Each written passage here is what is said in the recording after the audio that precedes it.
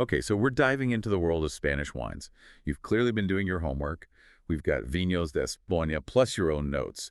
And it seems like you're ready to go way beyond just knowing your Rioja from your Ribera del Duero. Definitely. I feel like I'm just scratching the surface here. We're on a mission then to really figure out what makes Spanish wine so unique.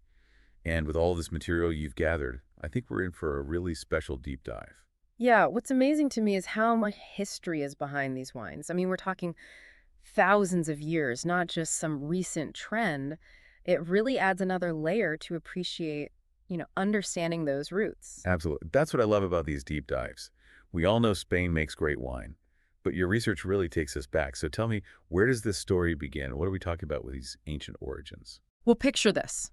About 3,000 years ago, the Phoenicians, those incredible seafarers, they were the ones who first planted vineyards in Spain. Wow, 3,000 years. Yeah. To think about that kind of winemaking tradition, They really saw the potential there, and they weren't wrong. that's And incredible. it didn't stop there. The Romans, they saw an opportunity too. They were all about organization and, let's be honest, enjoying a good glass of wine.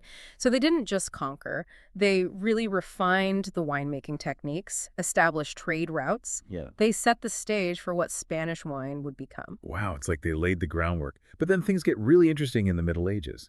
Monasteries. Who knew they'd become the champions of Spanish wine? Right.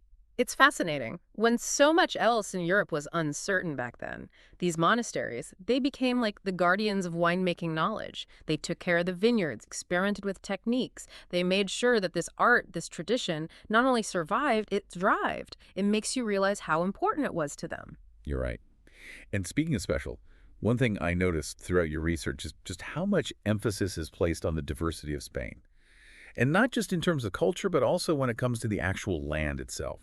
Because it's not just one big vineyard, right? Oh, absolutely not. Yeah. Spain's geography is incredibly varied. We're talking mountains, valleys, plains, even coastlines, all influencing the wine. It's amazing how much fits into one country, and that's not even considering the different climates, right? Exactly. The Mediterranean climate is dominant for a lot of the country. Those hot, dry summers, they're classic. But then the Atlantic Ocean brings cooler, wetter weather to other parts. And on top of that, you have mountain ranges creating all these little microclimates. It's this incredible mix, and that's what gives Spanish wines their diversity. It's like each bottle captures its own little world. Speaking of those little worlds, we have to talk about these star grapes you've highlighted. Mhm. And there's some big names here. Right, and each one with its own story. Exactly. Yeah. So let's start with Tempranillo. It came up a lot in your research. What's the deal with this grape? Why is it so special? Well, they don't call it the queen of Spanish grapes for nothing. Oh, I saw that. It can really do it all.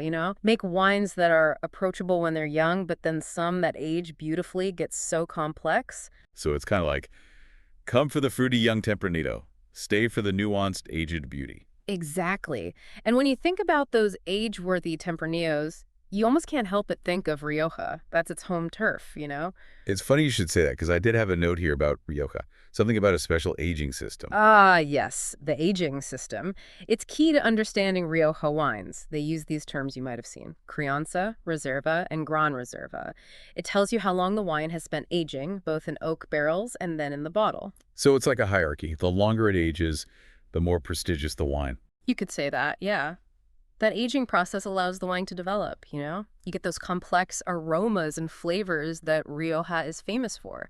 So Crianza is the youngest, Reserva, that spent more time in oak and bottle, and then Gran Reserva, well, that's the top tier. The most aging, the most complexity, a really special bottle. Okay, that's super helpful to know, Yeah. especially when you're trying to figure out what to buy. So we've got the queen of Spanish grapes covered, but there was another one I had to ask you about, Garnacha. What's the story there? Arnacha, it's like the chameleon of grapes. It can handle different climates, different soils. It Yeah. adapts. Interesting. So we're not just talking reds here. Not at all. I mean, it shines in those full-bodied reds, but you'll also find it in rosés, even some white wines, believe it or not. Wow, that's really something. Now, we can't forget Albarino, which everyone seems to be obsessed with lately. I have to admit, I love those crisp, refreshing whites, especially in the summer. Albarino. It's a real treat. And to understand it, you have to picture where it comes from, this region called Rías Baixas. It's in Galicia, in northwestern Spain. Which is pretty different from that sunny Mediterranean image most people have of Spain, right? Right, in a world away. So what makes it so unique? The Atlantic Ocean. Rías Baixas, it's coastal, so the climate's cooler, wetter. And the soil there, it's granite-based. All of that gives Albarino that signature zestiness, that bright acidity, those citrus notes, and this almost saline minerality. Saline, like Yeah. salty. Like the sea. Exactly. You get that taste of the sea, that refreshing minerality. It's what makes it a perfect pairing with seafood, especially the local shellfish. Okay, now you're speaking my language. Seafood and Albarino. Sign me up. But before I get too sidetracked by delicious pairings, let's go back to the regions. We've talked about Rioja Rías Baixas, but Spain has so much more to offer. Well, absolutely. We've only just begun, and since we're talking about wines you enjoy, ones with a bit more structure, we have to talk about Ribera del Duero. Ribera del Duero, it sounds very mysterious. Okay, tell me more. What's the deal with this region? Get ready for intensity. Ribera del Duero is in northern Spain, on this plateau along the Duero River. It's all about powerful Tempranillo wines, but here, the grape. It takes on a whole other personality. Okay, intrigue level, very high. What shapes that personality then? It's a few things. The climate there is continental, so think scorching hot summers, really harsh winters. The vines have to work for it. They produce these incredibly concentrated grapes. And then you've got the soil, mostly chalky clay, which drains well, and it adds to that structure in the wines. So we're talking about wines with a backbone. Oh, absolutely. Ribera del Duero Tempranillos, they're known for these dark fruit flavors, firm tannins. They've got aging potential, that's for sure. They're not messing around. But if you enjoy those complex wines with a bit of grip, you'll love this region. Okay, it's officially on my list. Now I have one more region I'm dying to hear about, and that's Priorat. I was fascinated by how you described it. These incredible terraced vineyards, almost mythical. Priorat is truly something else. It's dramatic, to say the least. Picture these steep slopes, these vineyards carved into the hillsides. It's really something to see. And the wines, they're just as dramatic. I'm ready. Tell me everything. What makes them so special? Priorat, it's known for those intense, full-bodied reds. They have this distinctive mineral edge. Garnacha really thrives in these challenging conditions, often blended with Carignan, another grape that seems to love it there. Garnacha, back at it again. So it's a combination then. It's the grape varieties, but also that unique terroir that makes those wines so magical. It's the whole package. You've got those slate and quartz soils, those steep slopes, intense sunshine. All of that comes together, and you get these wines with incredible depth. They really tell a story, I think. A story of resilience, this place where the vines are practically clinging to life and producing something extraordinary. I can just imagine. Okay, wow, we have covered a lot of ground. History, grapes, regions, but I get the feeling we've only scratched the surface of Spanish wine. We've just begun. I mean, think about sherry, cava. We haven't even touched on those. And all those other amazing grapes that are unique to Spain. There's so much more to discover. You're right, sherry and cava. We can't forget about them. Sherry and cava, they're like the fun cousins at the Spanish wine party. I like that. And they really show how Spain pushes the boundaries of what wine can be. Let's start with sherry. It's so specific, made in a very particular way in one special place, the Jerez region. Right, and I remember reading about this whole system they use. Fractional blending, aging. The Solera system, exactly. It's unique to sherry. Imagine these barrels stacked on top of each other. When they're ready to bottle some, they take it from the oldest barrels, the ones at the bottom. Then they top those barrels off with wine from the ones above, and so on. So it's like a constantly changing blend, but with a little bit of the history in every bottle. That's a great way to put it. And that Solera system, it gives sherry that complexity, those layers of flavor. Plus, within sherry, you've got all these styles, from dry, like Fino and Manzanilla. Those are bone dry, actually.